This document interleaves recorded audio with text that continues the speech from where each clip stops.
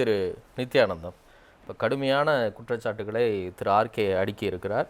இப்போ மத்திய அரசு தான் இந்த மாதிரி நம்ம இப்போ எதிர்கொள்ளக்கூடிய இந்த தட்டுப்பாடுகளுக்கு ஒரு அதிதீவிர சிக்கலுக்கு காரணம் நினைக்கிறீங்களா? நெற்றிக்கண் நேயர்களுக்கு என்னுடைய பணிவான வணக்கத்தை தெரிவித்துக் கொள்கின்றேன்.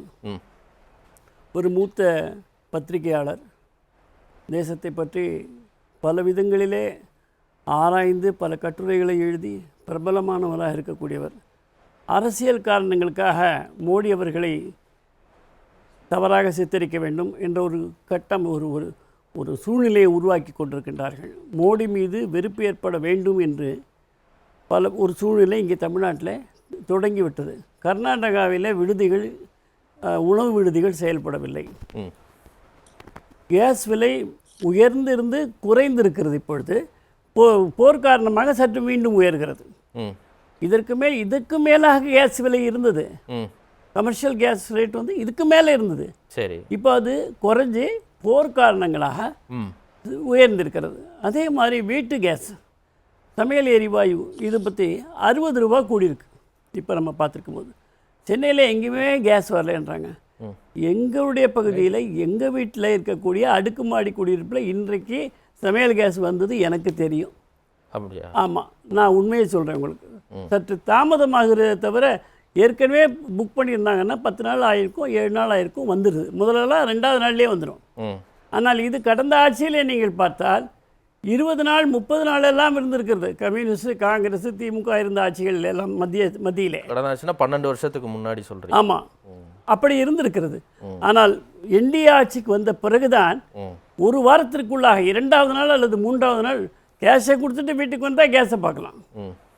அந்த மாதிரியான ஒரு சூழ்நிலை மோடியினுடைய ஆட்சி ஏற்பட்ட பிறகுதான் வந்தது என்பதை யாரும் மறந்துவிட. இன்னைக்கு காலையிலேருந்து எல்லா ஊடகங்களும் அந்த செய்திகளாக பதிவு பண்ணுறாங்க. அந்த காட்சிகளும் நீங்கள் பார்த்துருப்பீங்க.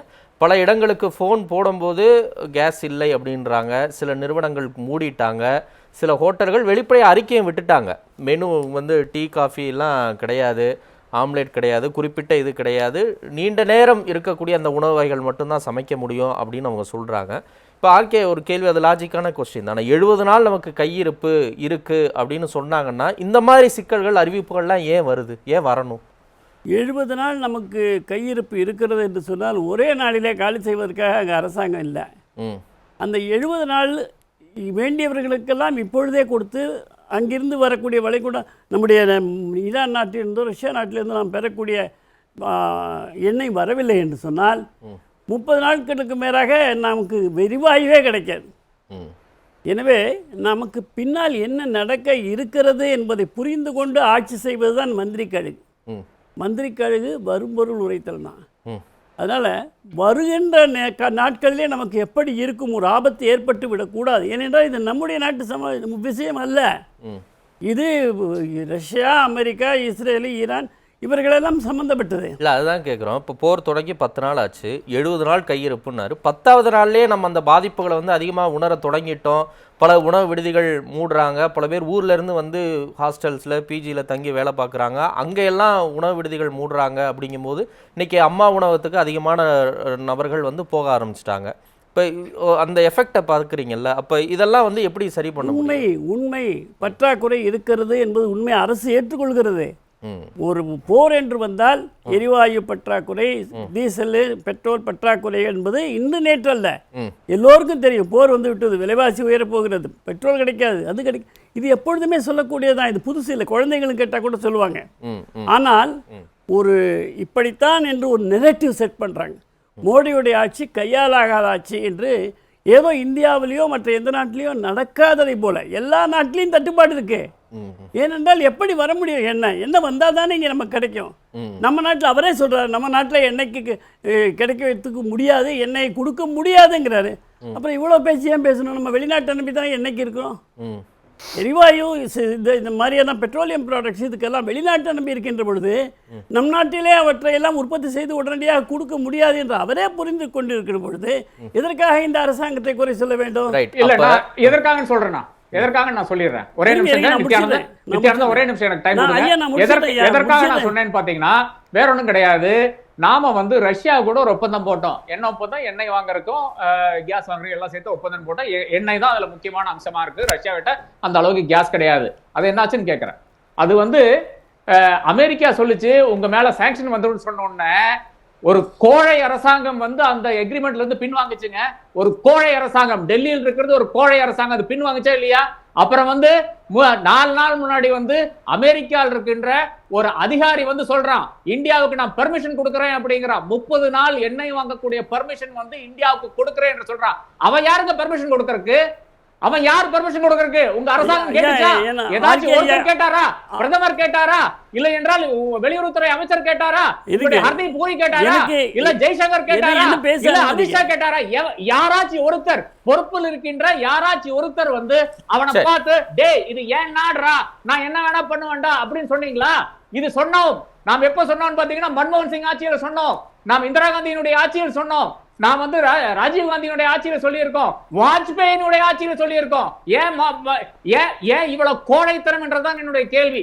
நம்ம இப்ப வந்து ரஷ்யா என்ன சொல்லுதுன்னு பாத்தீங்கன்னா உங்களுக்கு ஆயில் தரேன் பிரச்சனை கிடையாது, ஆனா உனக்கு டிஸ்கவுண்ட் கிடையாது. முன்னாடி நான் உனக்கு டிஸ்கவுண்ட் கொடுத்தேன், அப்ப நீங்க நான் அலட்சியப்படுத்தினேன், எனக்கு மரியாதை கேட நீ நடந்துட்டேன், உனக்கு டிஸ்கவுண்ட் கிடையாது, நீ பாக்கி இருக்கிற கொடுக்குற அதே பிரைஸ்ல நீ வாங்கிக்கோங்கறான். இது ஏன்னு மட்டும் நீங்க விளக்குங்க. அப்புறம் நான் நீங்க சொல்ற எல்லா குற்றச்சாட்டுக்கும் நான் வந்து நான் ஏத்துக்கிறேன். நம்முடைய தமிழ்நாட்டை சேர்ந்த ஆர்கே அவர்களுக்கே நாம் ஏன் இதை கேட்கவில்லை என்று கோபம் வருகிறது என்று சொன்னால், மைய அரசிலே நடுவண் அரசிலே இருக்கக்கூடிய மோடி அவர்களுடைய அறிக்கையை நீங்கள் படித்திருக்க கூடும். எங்களுக்கு 30 நாட்கள் வரை என்று கெடு வைப்பதற்கு யாருக்கும் அதிகாரம் கிடையாது என்று நீங்க பத்திரிகையாளர் போய் பேசக்கூடாது. தலைப்புச் செய்தியில எங்களுக்கு யாருமே இது பயங்கரமான பொய், இப்படி போய் பேசாதீங்க. மோடி அப்படி ஒரு அறிக்கையை வெளியிடவில்லை. அத கேக்குறேன், இருங்க.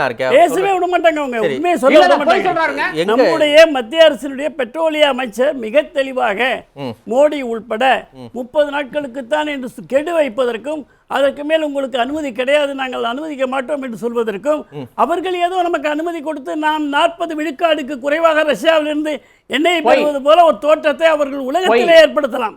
ஏனென்றால் பாகிஸ்தானுக்கும் இந்தியாவுக்கும் போர் யாருக்கும் அதிகாரம் இல்லைன்னு யாரு சொல்லியிருந்தா? மத்திய அரசில் இருக்கக்கூடிய பெட்ரோலிய அமைச்சரும் நம்முடைய பிரதம அமைச்சர்களும் சொல்லியிருக்காங்க. பிரதமர் சொல்லியிருக்காங்க. ஆமா, நீங்க பாருங்க, அவர் பத்திரிகையாளர் தானுங்க.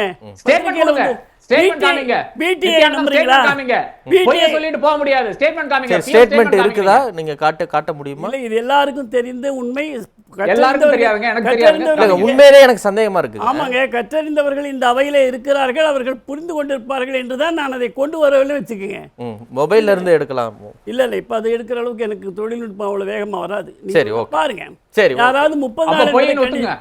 இன்னொன்னு சொல்றேன் உங்களுக்கு, பாகிஸ்தானும் இந்தியாவுக்கும் போர் நிறுத்தம் ஏற்பட்டதே நான் தான் சொல்றாரு அமெரிக்க அதிபர். அது உண்மையா? கண்டிச்சோம்ல. எதுக்கு என்னத்த பேசுறது அவங்கள்ட்ட?